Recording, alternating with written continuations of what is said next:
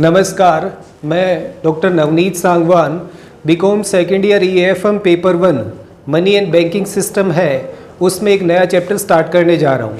Money inflation and money deflation, मुद्रा प्रसार एवं मुद्रा संकुचन। अब कई टाइप से अपन पेपर में पढ़ते रहते हैं कि महंगाई बढ़ गई, महंगाई घट गई और इस टाइप की चीज़ें होती हैं।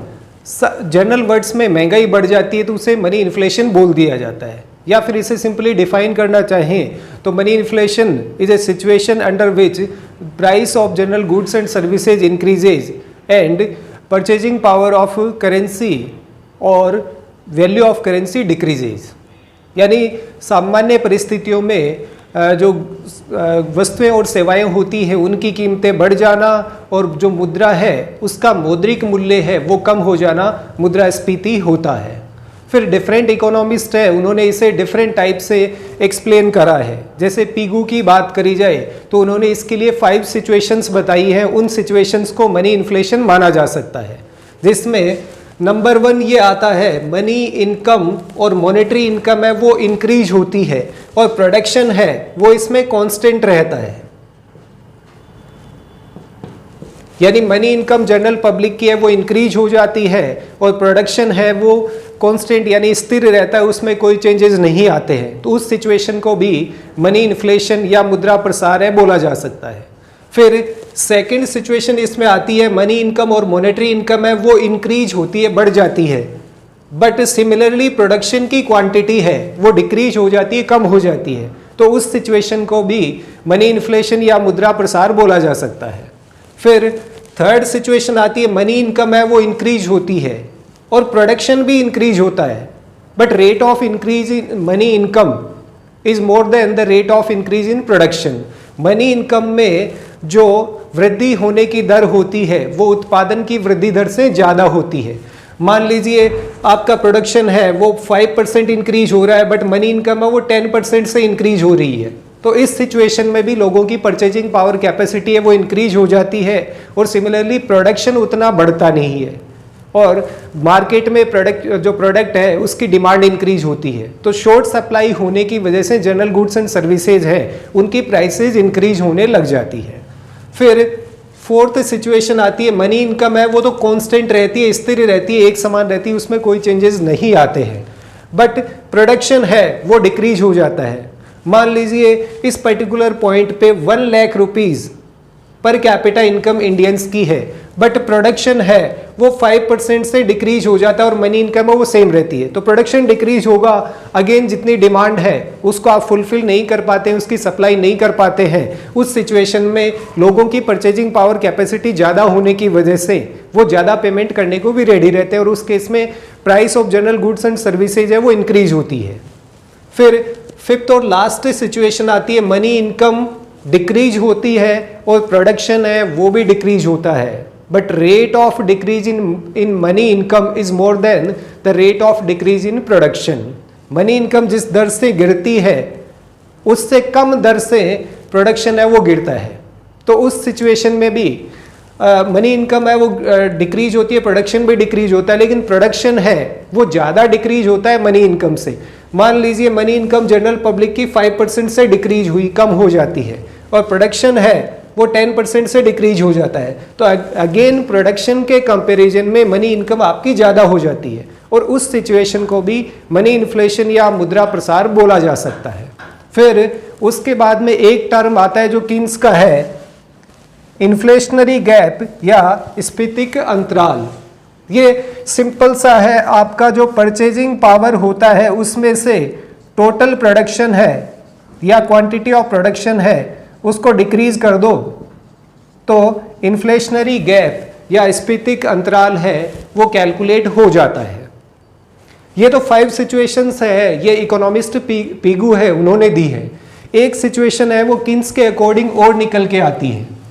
किन्स है उन्होंने इसमें एक फुल एम्प्लॉयमेंट पॉइंट बनाया है, इससे नीचे का जो पार्ट है ये आपकी पार्शियल इन्फ्लेशन होती है, आंशिक मुद्रा प्रसार होता है, और ये फुल एम्प्लॉयमेंट पॉइंट होता है।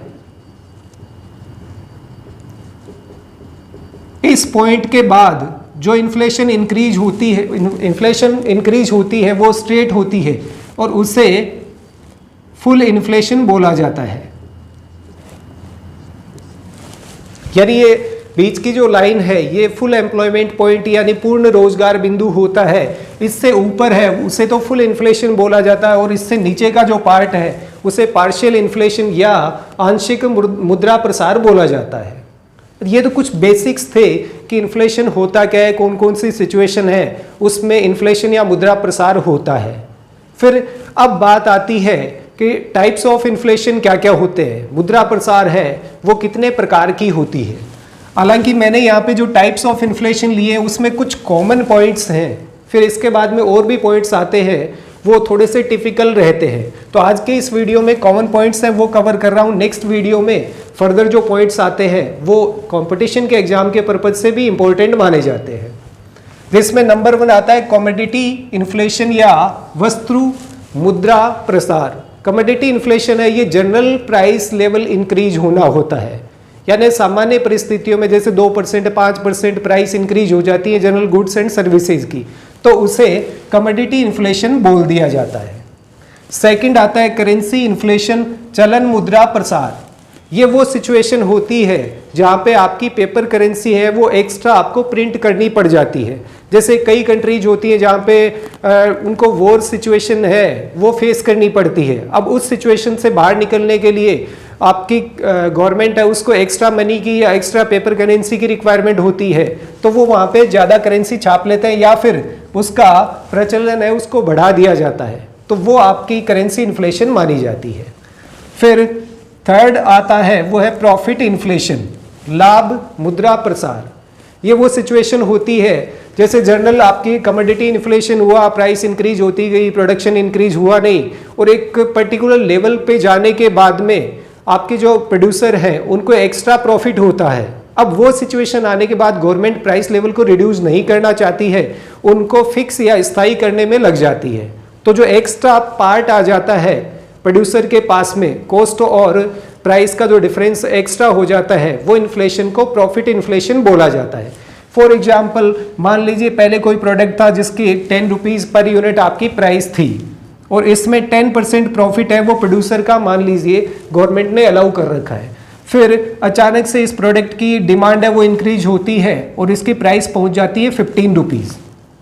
ये टेम्परेरी होता है, 15 रुपीज़ पहुंच गया, उसके बाद में गवर्नमेंट है वो कुछ इस पर एक्शन लेना स्टार्ट करती है। 15 तक कोई एक्शन नहीं लिया जाता है, फिर गवर्नमेंट इसे 15 पे फिक्स कर देती है, यानी अब इस लेवल तक वो कांस्टेंट रखना चाहते हैं, उसके बाद में इंक्रीज नहीं होने देना चाहते, प्लस वो इसको डिक्रीज भी नहीं करना चाहते। तो जो एक्स्ट्रा प्रॉफिट होता है उससे होने वाली इन्फ्लेशन है उसको प्रॉफिट इन्फ्लेशन बोला जाता है। फिर नेक्स्ट आता है प्रोडक्शन इन्फ्लेशन, उत्पादन प्रसार। ये जनरल कंडीशन होती है किसी भी कंट्री में प्रोडक्शन है वो ऑटोमेटिकली डिक्रीज हो जाता है या फिर उसको एफर्ट्स लगाने के बाद भी आप इंक्रीज नहीं कर पाते हो, उस सिचुएशन को प्रोडक्शन इन्फ्लेशन बोला जाता है। फिर नेक्स्ट आता है इसमें डेफिसिट इन्फ्लेशन, हीनार्थ प्रसार। ये वो सिचुएशन होती है जो इंडिया जैसी कंट्रीज को बार बार फेस करनी पड़ती है। जब आपका बजटरी डेफिसिट, बजट घाटा है वो बढ़ जाता है, अब उसको पूरा करने के पर्पज से गवर्नमेंट है वो कई बार कई टाइप के मेजर्स यूज में लेती है, जैसे एक्स्ट्रा लोन्स लेना हो गया, या फिर मोस्ट कॉमनली जो यूज करा जाता है कि आपकी सेंट्रल बैंक है उसको बोल के एक्स्ट्रा करेंसी है उसका प्रिंट करवा लेना, यानी ज़्यादा करेंसी छप जाती है तो वो फिर सर्कुलेशन में आती है, सर्कुलेशन में आती है जो जनरल पब्लिक है उसकी डिमांड है वो जनरल गुड्स एंड सर्विसेज की डिमांड को इंक्रीज कर देते हैं और उससे प्राइसेज है वो इंक्रीज होना स्टार्ट हो जाते हैं, तो उसे डेफिसिट इन्फ्लेशन बोला जाता है। फिर लास्ट इसमें आता है वेज इंड्यूस्ड इन्फ्लेशन, मजदूरी प्रोत्साहित मुद्रा प्रसार। हालांकि ये इतना इजी नहीं होता है 6th वाला पॉइंट, ये उन कंट्रीज में या फिर उन यूनियंस में होता है जहाँ पे आपकी लेबर यूनियन बहुत ज़्यादा स्ट्रॉन्ग होती है। लेबर यूनियन स्ट्रॉन्ग होगी उस केस में वो प्रोड्यूसर पे या फैक्ट्रीज पे या इंडस्ट्रियलिस्ट है उनको प्रेशराइज करके अपनी वेज रेट को इमीडिएटली इंक्रीज करवा लेते हैं। वेज रेट इंक्रीज हो जाती है बट प्रोडक्शन है वो इंक्रीज नहीं होता है। उस सिचुएशन में वर्कर्स हैं उनकी मनी इनकम इंक्रीज हो जाती है बट प्रोडक्शन इंक्रीज नहीं होता है, तो तो टेम्परेरी फेज के लिए प्राइसेज है वो इंक्रीज हो जाती है। उस सिचुएशन को वेज इंड्यूस्ड इन्फ्लेशन या मजदूरी प्रोत्साहित मुद्रा प्रसार बोला जाता है। तो ये कुछ पॉइंट्स थे जिसमें इन्फ्लेशन होता क्या है, फिर पीगू के अकॉर्डिंग वो कौन कौन सी 5 सिचुएशंस होती है जहाँ पे आपका इन्फ्लेशन या उसे मुद्रा प्रसार बोला जा सकता है। फिर किन से उसके अकॉर्डिंग भी आप लोगों ने देखा, फुल एम्प्लॉयमेंट से ऊपर जाते हैं तो फुल इन्फ्लेशन होता है, उससे पहले पार्शियल या आंशिक मुद्रा प्रसार माना जाता है। फिर एक किन्स का इन्फ्लेशनरी गैप आता है, जो जनरल पब्लिक की जो परचेजिंग पावर है उसमें से टोटल क्वांटिटी ऑफ प्रोडक्शन को रिड्यूस कर दिया जाता है, लेस कर दिया जाता है, तो जो पार्ट रह जाता है तो उसे इन्फ्लेशनरी गैप बोला जाता है। यानी लोगों की क्रय शक्ति है उसमें से कुल उत्पादन की मात्रा को घटा देते हैं तो स्फीतिक अंतराल है वो निकल के आता है। फिर ये 5-6 पॉइंट्स देखे हैं टाइप्स ऑफ मनी इन्फ्लेशन के। नेक्स्ट वीडियो में इसके बचे हुए पॉइंट्स हैं उसके बारे में डिस्कस करेंगे। तो आज के इस वीडियो में इतना ही। Thank you. जय हिंद, जय भारत।